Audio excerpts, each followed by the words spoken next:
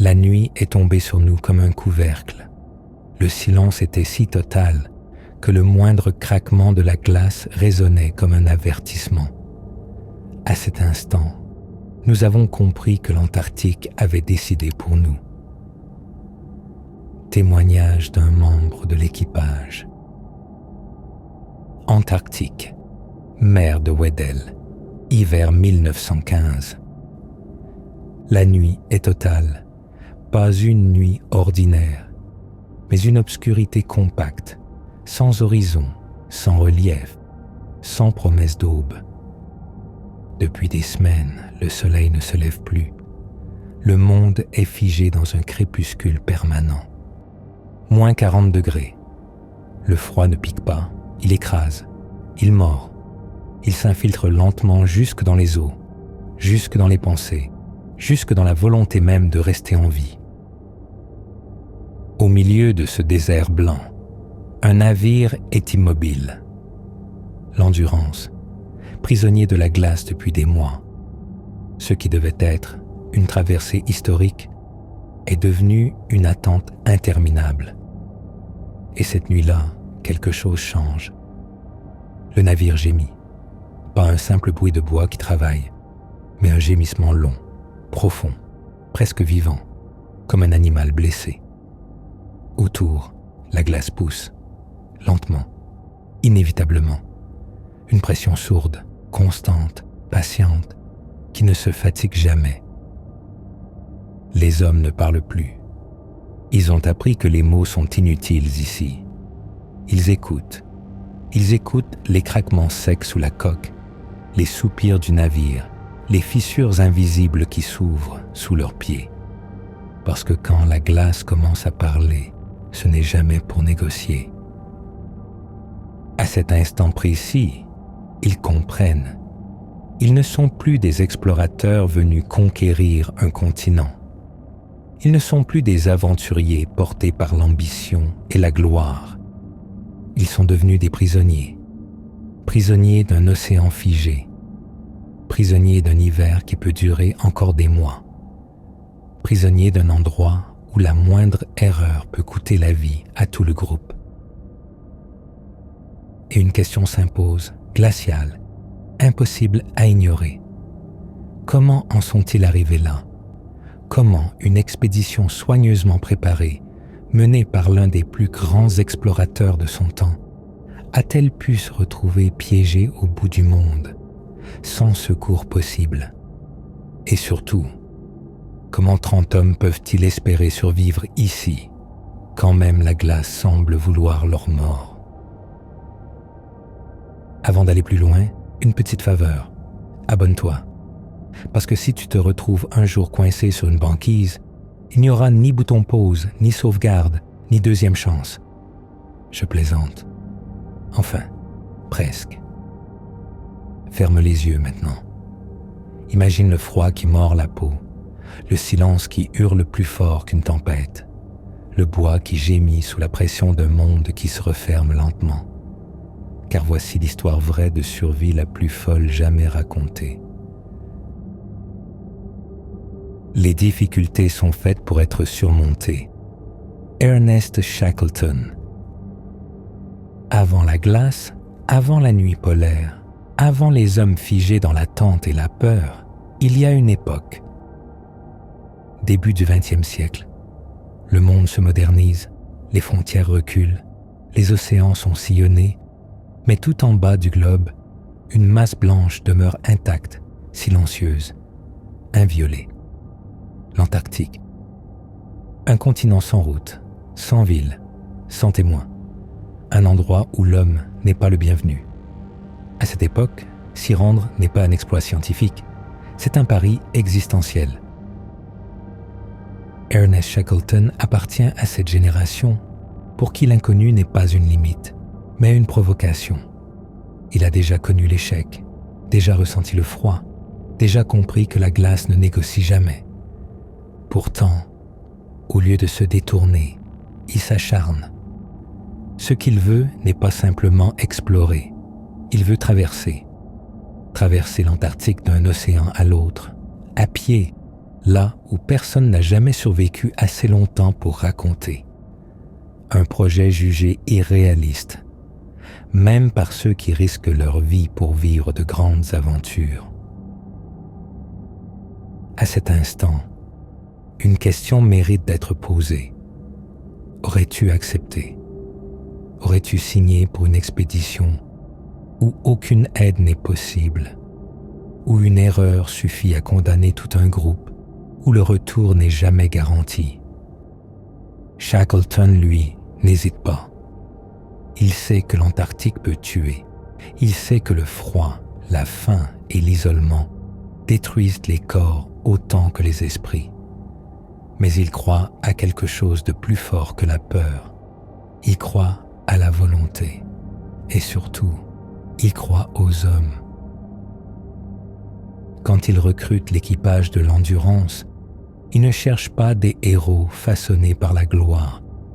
Il cherche des hommes ordinaires, des marins habitués aux tempêtes, des mécaniciens capables d'improviser, des charpentiers qui savent réparer avec presque rien, des cuisiniers dont le rôle deviendra crucial quand le moral s'effondrera, des hommes avec leurs failles, leurs doutes, leurs rêves simples.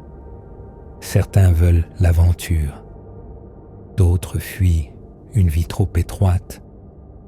Quelques-uns ne savent même pas pourquoi ils acceptent, sinon pour répondre à cet appel étrange qui promet une histoire hors du commun. Ce qu'ils ignorent encore, c'est que cette expédition ne mettra pas seulement leur corps à l'épreuve. Elle testera leur loyauté, leur patience, leur capacité à obéir quand chaque instinct crie de faire l'inverse. Elle exigera des décisions que personne ne veut prendre, des sacrifices dont on ne se remet pas vraiment, et un type de leadership qui ne s'apprend dans aucun manuel. Ce qu'ils croient être un voyage deviendra un combat quotidien pour rester humain. Shackleton, lui, observe. Il écoute. Il comprend très tôt que son rôle ne sera pas seulement de diriger, mais de protéger le moral du groupe, parfois au prix de choix moralement lourds. Quand il parle, les hommes le suivent, pas parce qu'il promet le succès, mais parce qu'il promet de ne jamais les abandonner. À ce moment-là, personne ne mesure encore le poids de cette promesse. Le plan paraît simple, rejoindre l'Antarctique par la mer, débarquer, traverser le continent, entrer dans l'histoire.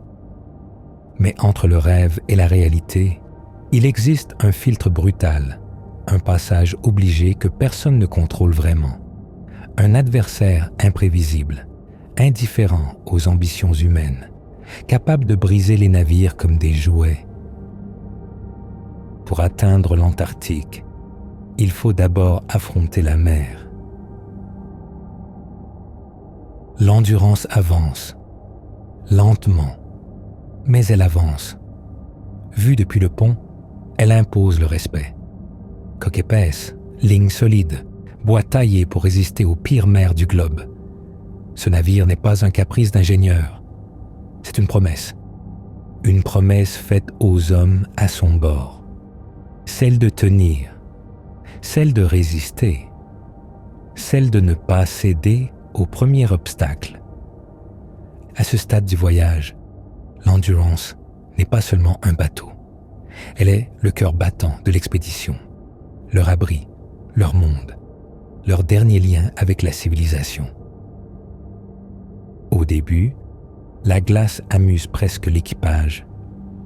De petits blocs dérivent autour du navire, scintillant sous une lumière pâle. On les évite, on les contourne, on les observe comme des curiosités. Le bruit sourd qu'ils produisent contre la coque semble anodin, presque rassurant, comme si le bateau testait sa propre solidité, comme si tout cela faisait partie du jeu. Mais très vite, les blocs deviennent plus nombreux, plus denses, plus lourds. La mer se referme par endroits, forçant l'Endurance à ralentir. à chercher des passages étroits, à se faufiler avec prudence. Les jours passent, puis les semaines. La progression devient pénible. Chaque mille gagné se paie en efforts, en calculs, en patience. Le navire n'avance plus librement. Il négocie. Il glisse. Il racle parfois la glace dans un grincement désagréable qui fait lever les têtes. Les hommes continuent leur routine, mais quelque chose change imperceptiblement. Le temps commence à se dilater. Les journées se ressemblent. Même lumière blafarde. Même froid sec. Même horizon figé. Le mouvement, autrefois constant, devient intermittent. Et l'immobilité, sournoise, commence à s'installer. C'est là que la menace prend sa vraie forme. Pas spectaculaire, pas violente, pas encore. La glace ne se jette pas sur eux. Elle ne fracasse rien. Elle s'approche. Elle entoure. Elle enferme. Lentement. Constamment. Implacablement. Chaque nuit, les hommes entendent les mêmes bruits. Des craquements lointains. Des frottements sourds. Des tensions invisibles sous la surface. Rien d'assez alarmant pour agir. Rien d'assez rassurant pour dormir tranquille. Psychologiquement, c'est le pire. Il n'y a pas de choc, pas de tempête à affronter, pas d'ennemi clair à combattre. Juste cette sensation que quelque chose se resserre autour d'eux, que le piège est en train de se refermer, sans qu'on puisse dire exactement quand ni comment. Shackleton observe. Il note les changements. Il sent la nervosité monter. Il sait que l'Antarctique ne frappe pas toujours fort. Il use, il fatigue, il attend que l'homme doute. Les conversations changent de ton. Les rires sont plus rares, les silences plus longs. Certains hommes scrutent la glace comme s'ils cherchaient un signe. D'autres évitent de regarder trop loin, comme si fixer l'horizon figé risquait de rendre la situation réelle. Le navire avance encore parfois, de quelques mètres, de quelques longueurs. Puis, il s'arrête, repart, s'arrête à nouveau. Chaque arrêt dure un peu plus longtemps que le précédent. La glace se referme. Pas d'explosion, pas de tempête, pas de drame soudain. Juste une pression lente, constante, implacable. Une force silencieuse qui travaille jour et nuit, sans fatigue, sans émotion. La glace ne tue pas vite, elle attend. Et puis vient ce matin. Un matin comme les autres, en apparence. Le même froid, la même lumière laiteuse, les mêmes gestes répétés presque mécaniquement. Sauf que cette fois, quand l'endurance tente d'avancer, elle ne bouge pas, pas d'un centimètre. Les machines répondent, les hommes s'activent, les ordres sont donnés, mais le navire reste figé, pris, enserré, comme si l'océan lui-même avait décidé de le retenir. À cet instant, sans encore oser le formuler, tous comprennent la même chose. Ce voyage vient de changer de nature. Ce n'est plus une traversée, ce n'est plus une expédition, c'est le début d'une attente. Et dans l'Antarctique, attendre peut être plus dangereux que lutter. Au début, ce sont de simples bruits, des craquements plus secs que d'habitude, des vibrations qui remontent par le pont et s'installent dans la poitrine. Rien d'assez spectaculaire pour paniquer, mais suffisamment inhabituel pour alerter. La glace travaille. Elle ne se contente plus d'entourer le navire. Elle appuie. Elle serre. Elle teste la résistance du bois, comme si elle cherchait le point faible. Puis, un matin, le bruit change. Ce n'est plus un frottement, c'est une plainte. Longue, grave, inquiétante. La coque craque, pas d'un coup, pas comme une explosion, mais comme un corps qu'on tord trop lentement. Les poutres gémissent, certaines se courbent, D'autres cèdent légèrement, juste assez pour rappeler aux hommes que le navire est vivant et qu'il souffre. L'Endurance est broyée de l'intérieur, compressée par une force contre laquelle aucun marin ne peut lutter. Chaque heure qui passe ajoute une tension supplémentaire. Chaque nuit aggrave la blessure. Les hommes se relaient pour observer, écouter, mesurer. Ils savent lire un bateau. Ils connaissent les signes. Et ce qu'ils voient n'a rien de rassurant. Le bois se fissure, les joints lâchent, l'eau s'infiltre par endroits. Pas encore en quantité mortelle, pas encore. Mais assez pour que l'évidence s'impose lentement, douloureusement. L'Endurance ne gagnera pas ce combat. Peu importe sa solidité, peu importe la confiance qu'ils avaient placée en elle. La glace est plus forte. Puis vient l'instant que personne n'ose vraiment anticiper. Shackleton observe le navire, silencieux. Il sait avant les autres, mais il attend.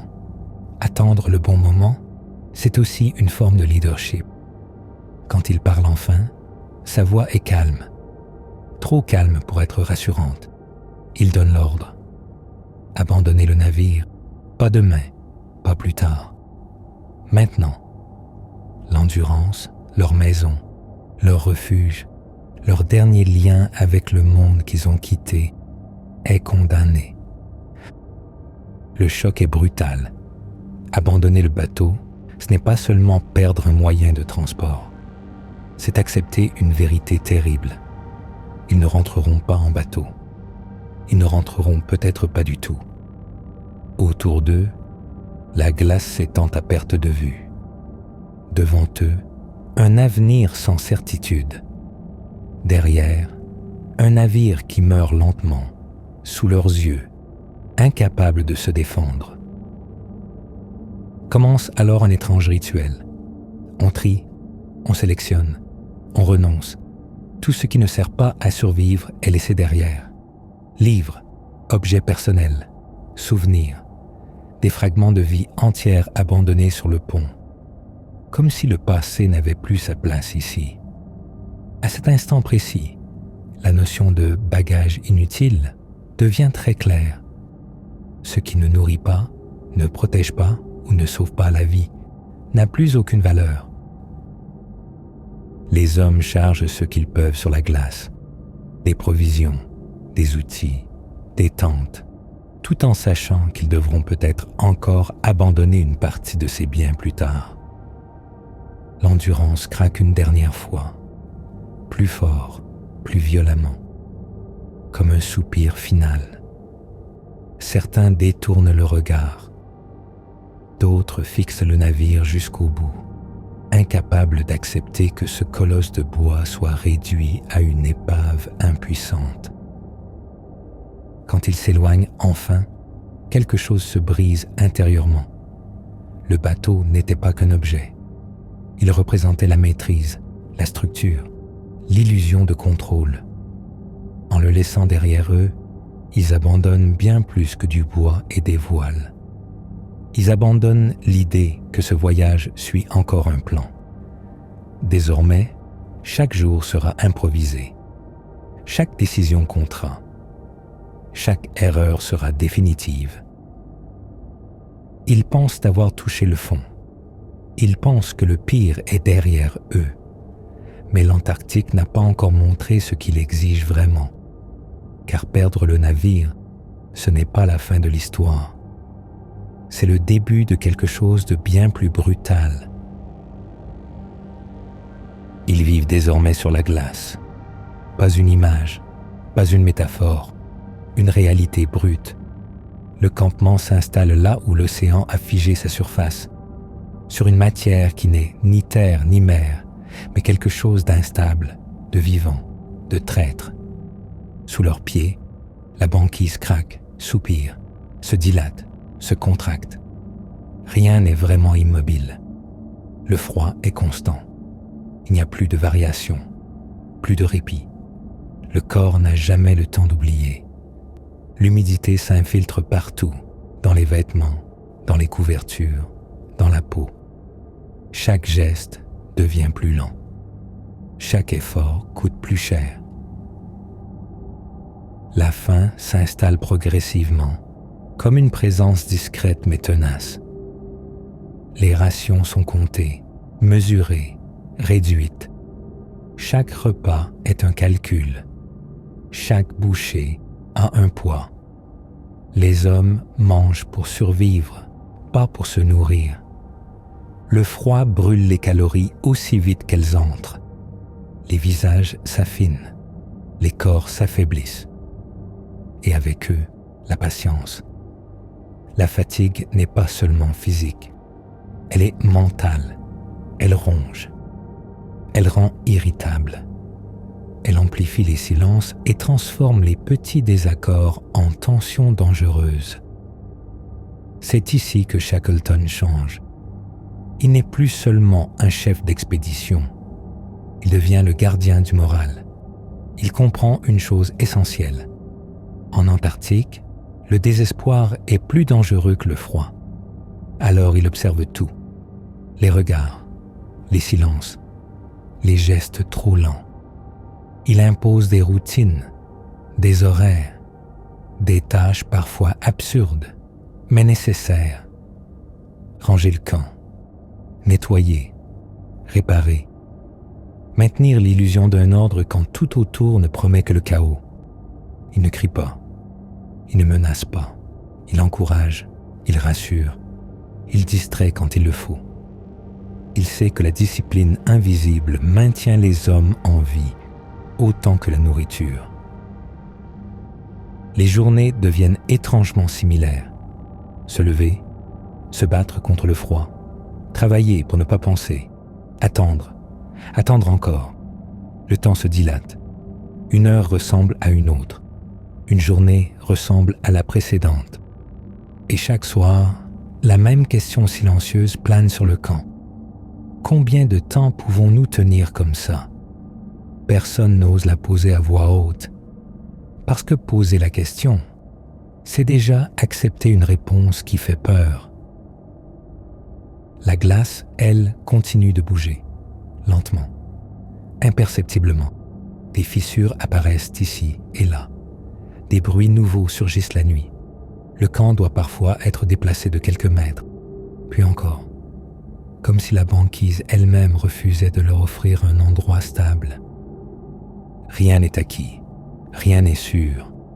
Même dormir devient un acte de confiance. Confiance dans la glace, confiance dans les décisions de Shackleton, confiance dans l'idée que tout cela mène quelque part. Mais au fond, tous le sentent. Rester ici n'est pas une solution. Attendre n'est pas un plan. Chaque jour passé sur la banquise affaiblit un peu plus les corps et les esprits. Chaque jour rapproche l'hiver d'un point de non-retour. Shackleton le sait. Il sait que maintenir l'espoir sans agir est une forme de mensonge. Il faut bouger. Il faut décider. Il faut quitter cette surface instable avant qu'elle ne les trahisse définitivement. La glace n'est pas stable, et rester ici, c'est mourir lentement. Sur la banquise, tout finit par devenir une question de choix. Pas des choix confortables, pas des décisions théoriques, des choix immédiats, irréversibles, où chaque option coûte quelque chose. Parfois de la nourriture, parfois du temps, parfois un morceau de soi. Shackleton le comprend très vite. Le danger n'est plus seulement le froid ou la faim. Le vrai danger, désormais, ce sont les décisions à venir. Il y a les provisions. Elles diminuent lentement, mais sûrement. Chaque caisse ouverte rapproche un peu plus le groupe du moment où il n'y aura plus rien à ouvrir. Il y a les hommes, affaiblis, fatigués, parfois fiévreux. Et il y a les chiens, ces chiens qui ont tiré les traîneaux, partagé le froid, apporté une forme de chaleur et de réconfort dans ce monde hostile. Ils font partie du quotidien, presque de la famille, mais ils mangent, et ils mangent beaucoup. La décision s'impose progressivement, comme une ombre qui s'étire. Personne ne veut la formuler. Personne ne veut être celui qui dira les mots à voix haute. Mais Shackleton sait qu'attendre est pire. Il sait que repousser l'inévitable ne fait que rendre la chute plus brutale. Le groupe ne survivra pas si chaque vie est considérée comme intouchable. La survie collective exige parfois des sacrifices que personne n'est prêt à accepter émotionnellement. Quand la décision tombe, elle est sèche, froide, nécessaire. Les chiens ne peuvent pas tous continuer. Certains devront être sacrifiés. Le silence qui suit est lourd, presque insupportable. Les hommes détournent le regard. D'autres serrent les poings. Il n'y a pas de discours héroïque, pas de justification grandiose, juste une vérité brutale. Si le groupe veut vivre, il faut renoncer à ce qui rend encore cette vie supportable. Ce moment marque un basculement profond. Shackleton choisit la survie du groupe plutôt que l'émotion individuelle. Il sait que cette décision le hantera. Il sait que certains hommes ne l'oublieront jamais. Mais il l'assume. Parce qu'un chef n'est pas celui qui protège les sentiments à court terme. C'est celui qui prend sur lui le poids des décisions que les autres ne peuvent pas porter. Les jours qui suivent sont plus lourds encore. Le camp est plus silencieux. Les regards évitent parfois celui de Shackleton, puis reviennent lentement. Parce que malgré la douleur, malgré la colère contenue, une chose devient évidente. Le groupe est toujours en vie. Et dans cet endroit, être encore vivant est déjà une victoire fragile. Personne n'écrit des livres de survie en parlant des décisions faciles. Les histoires qui traversent le temps sont faites de choix impossibles, pris au mauvais moment, dans les pires conditions, par des hommes qui n'avaient aucune bonne option devant eux. Mais une vérité s'impose désormais clairement. Les provisions ne tiendront pas indéfiniment. La glace continue de bouger. Les corps s'affaiblissent. Le temps joue contre eux. Une seule option reste possible. Quitter la glace. Quitter la glace ne ressemble pas à une libération. C'est un pari désespéré. Les canaux sont préparés sur la banquise, tirés, réparés, consolidés autant que possible avec ce qu'il reste. Ce ne sont pas des navires faits pour affronter l'océan austral. Ce sont des embarcations de fortune, prévues pour des déplacements courts, pas pour une fuite au milieu de l'une des mers les plus violentes du globe. Pourtant, c'est tout ce qu'ils ont. Derrière eux, la glace qui dérive et se fracture. Devant eux, l'eau noire, glaciale, sans limite. Le moment du départ est silencieux. Pas de discours, pas de gestes inutiles. Les hommes prennent place, serrés les uns contre les autres, trempés avant même d'avoir quitté la glace. Le froid devient instantanément plus cruel. Sur la banquise, ils mordaient. Sur l'océan, ils transpercent. Chaque vague projette de l'eau glacée sur leurs visages, leurs vêtements, leurs mains déjà engourdies. Les canaux plongent, remontent, grincent sous l'effort. La mer n'accueille pas, elle attaque. Très vite, l'épuisement s'installe. Ramer demande une énergie que les corps n'ont presque plus. Les hommes ont faim, froid, sommeil. Certains ont des plaies ouvertes. D'autres tremblent sans pouvoir s'arrêter. Mais s'arrêter n'est pas une option. Chaque vague peut les retourner. Chaque erreur est définitive. Il n'y a pas de seconde tentative possible. Pas de marge. Pas de secours. Si un canot se renverse, il disparaît. Et avec lui, ceux qu'il transporte. Le suspense devient physique, brut. À chaque montée de vague, le monde se réduit à quelques secondes. Monter, ne pas chavirer, redescendre, respirer, recommencer. Les vagues sont gigantesques, sombres, lourdes, comme des murs mouvants. Elles ne viennent pas seules. Elles arrivent en série, sans rythme clair, sans avertissement. Les hommes apprennent à lire la mer en temps réel, à anticiper l'impact, à se pencher ensemble pour maintenir l'équilibre. Le collectif devient une question de survie immédiate. Shackleton est partout à la fois. Il encourage, il observe, il corrige. Il sait que le moindre découragement peut se propager plus vite qu'une vague. Il sait aussi que la mer n'a aucun intérêt pour le courage ou la peur. Elle ne répond qu'à une chose, la vigilance. Et la vigilance, quand le corps est à bout, devient une lutte quotidienne. Les jours se confondent. Le temps n'a plus de forme claire. Il n'y a que l'eau, le froid, le mouvement incessant. Dormir devient un luxe dangereux. Trop dormir, c'est perdre le contrôle. Ne pas dormir, c'est risquer l'erreur. Chaque homme lutte contre lui-même autant que contre l'océan. Certains murmurent, d'autres se taisent complètement. Tous avancent, parce qu'il n'existe plus aucune alternative. Puis, un jour, quelque chose change à l'horizon. Une ligne, une forme, une couleur différente du gris infini. La terre, ils la voient enfin.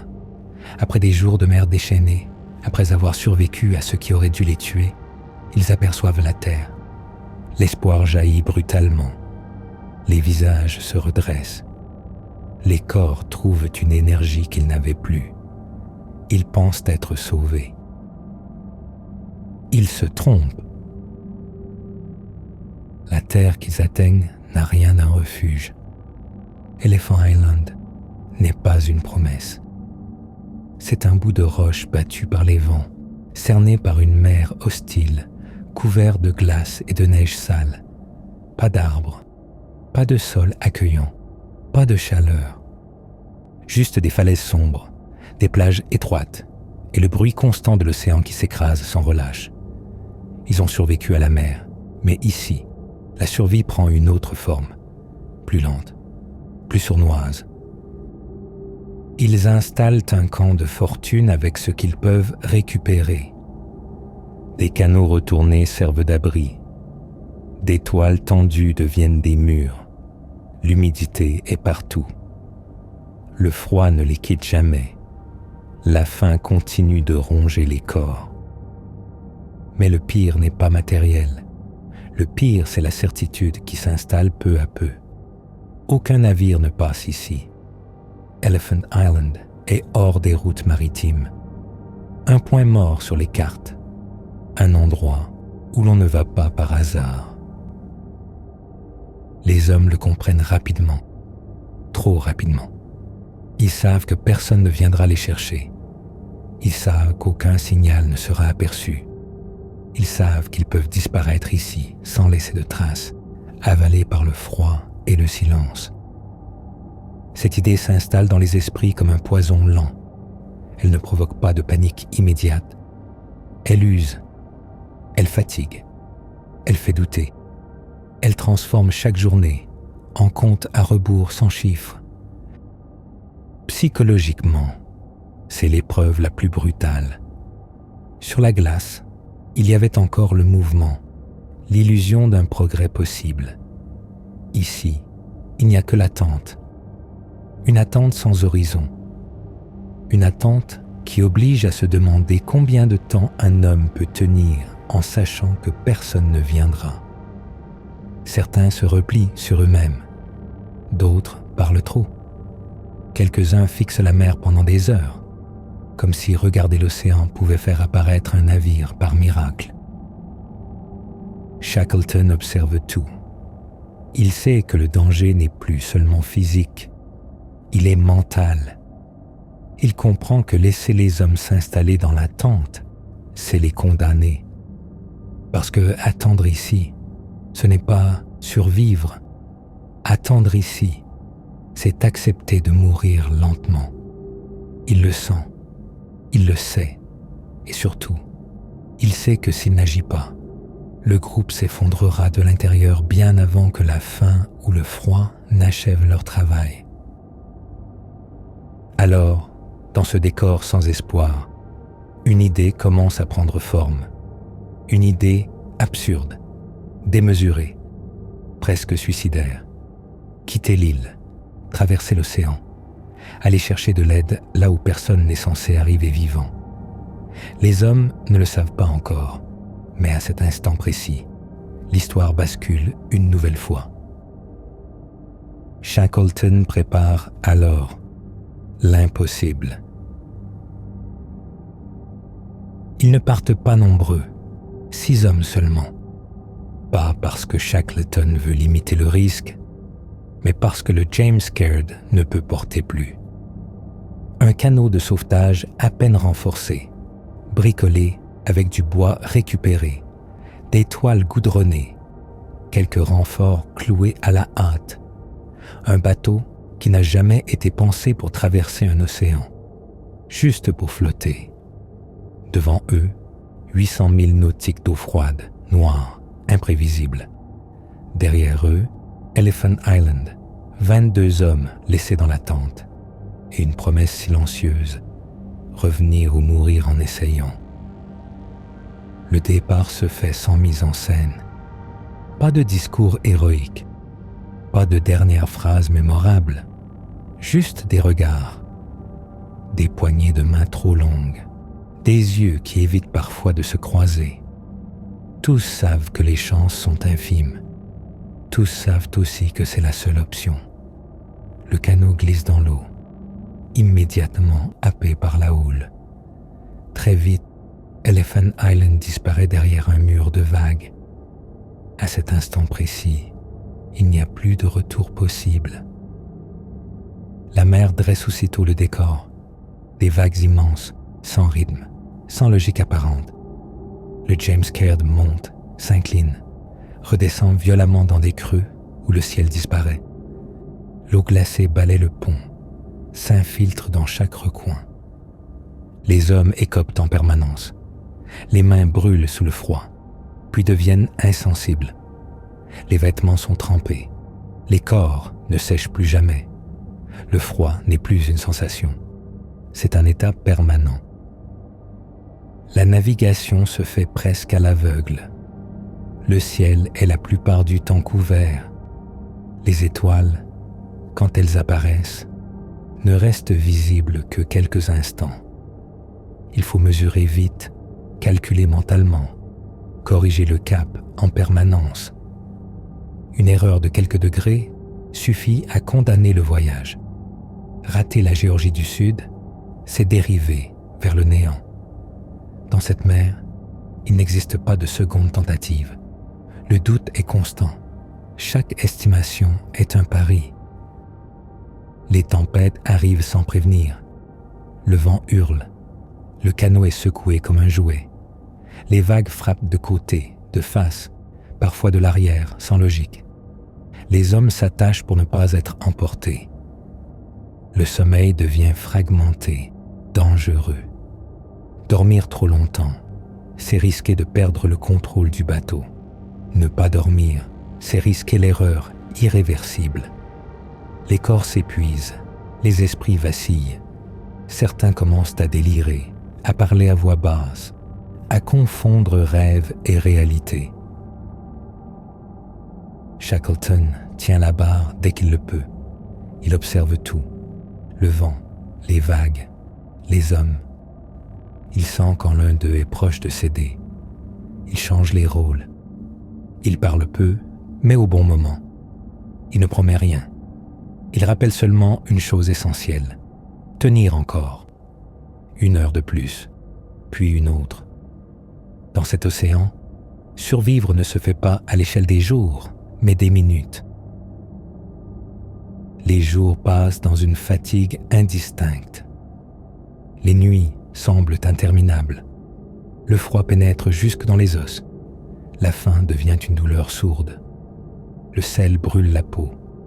Les lèvres se fendent, les visages se creusent. Pourtant, le canot avance, lentement, péniblement, contre toute logique humaine, contre toute statistique raisonnable. Chaque mille parcouru est arraché à la mer. À plusieurs reprises, il pense toucher la limite, une vague plus violente que les autres, un instant de déséquilibre, un silence trop long après un choc. À chaque fois, le James Caird tient encore, comme par défi, comme si lui aussi refusait d'abandonner. Mais personne ne se fait d'illusions. Statistiquement, ce voyage n'aurait jamais dû réussir. Et pourtant, au bout de cette mer sans pitié, quelque chose commence à changer. Après des jours que personne n'aurait parié gagnant, après une traversée qui défiait toute logique humaine, le James Caird touche enfin la terre. Mais ce n'est pas un salut, pas une plage, pas un port. Devant eux se dresse une île sombre, étirée, hérissée de montagnes et de glaciers, battue par les vents et la neige. Géorgie du Sud. Une île réelle, une île habitée, mais une île qui, à cet instant précis, n'offre aucune aide. Ils ont accosté du mauvais côté, le côté sauvage, le côté où personne ne vit. Shackleton et ses hommes sont vivants, mais méconnaissables, amaigris, brisés. Leur corps porte les marques du froid, du sel, de la fatigue accumulée depuis des mois. Pourtant, quelque chose a changé. Pour la première fois depuis la destruction de l'Endurance, ils ne sont plus encerclés par la glace. Ils sont sur la terre ferme. Et avec cette terre revient une idée qu'ils avaient presque oubliée. Une chance existe. Cette île n'est pas vide. De l'autre côté, à plusieurs dizaines de kilomètres, se trouvent des stations baleinières, des hommes, des bateaux, la civilisation. Mais entre eux et ce salut potentiel s'élèvent des montagnes jamais cartographiées, des glaciers crevassés, des pentes abruptes où une chute signifie la fin. Personne n'a jamais traversé cette île. Aucun chemin, aucune carte fiable, aucune certitude. Rester ici, c'est mourir lentement. Attendre un navire qui ne viendra probablement jamais. Shackleton comprend immédiatement que le temps est l'ennemi. Il ne se repose pas. Il ne savoure pas l'arrivée. Il choisit 2 hommes. Les autres restent sur la côte avec un ordre simple, presque cruel. Attendre. Puis ils partent, sans tente, sans sac de couchage, sans corde, avec pour seule boussole l'instinct, l'expérience et une responsabilité écrasante. Revenir. Revenir pour ceux qui attendent encore sur Elephant Island. La traversée dure 36 heures sans sommeil. Ils marchent, glissent, tombent, se relèvent. Parfois, ils choisissent volontairement de se laisser glisser sur des pentes glacées, parce que remonter serait pire que le risque de mourir en bas. Le froid mord. La fatigue brouille la pensée.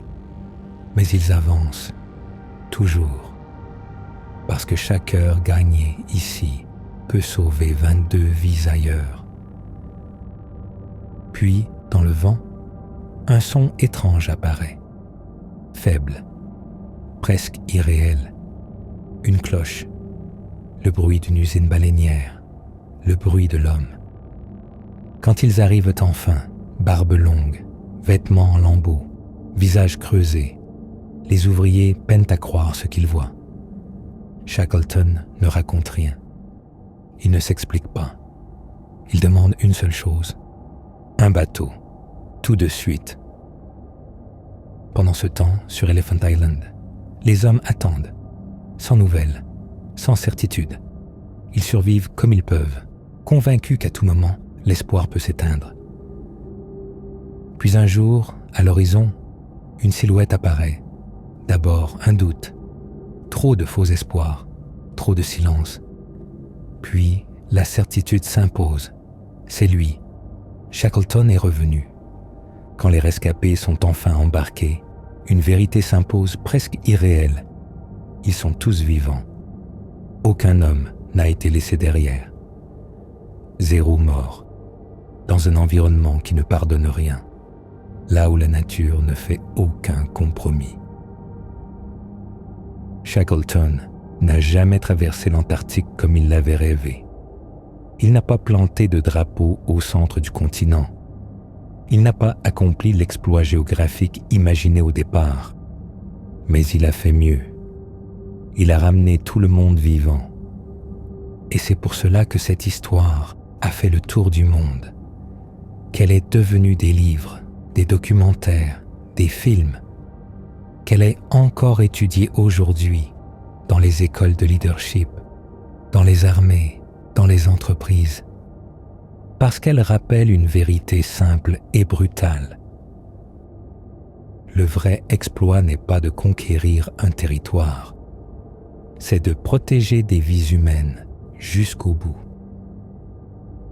Dans l'endroit le plus inhumain de la planète, Ernest Shackleton a prouvé que le leadership pouvait vaincre la mort, pas par la force, pas par l'orgueil, mais par l'attention constante, le courage moral et la capacité à porter seul le poids des décisions impossibles. Si cette histoire t'a tenu jusqu'ici, pose-toi une question. Dans une situation sans issue, aurais-tu suivi cet homme? Et surtout, aurais-tu été capable de devenir ce leader quand tout s'effondre? Dis-le en commentaire. Et si tu veux continuer à explorer les histoires vraies où l'humain affronte l'impossible, abonne-toi. D'autres récits t'attendent. Ici, la survie ne meurt jamais.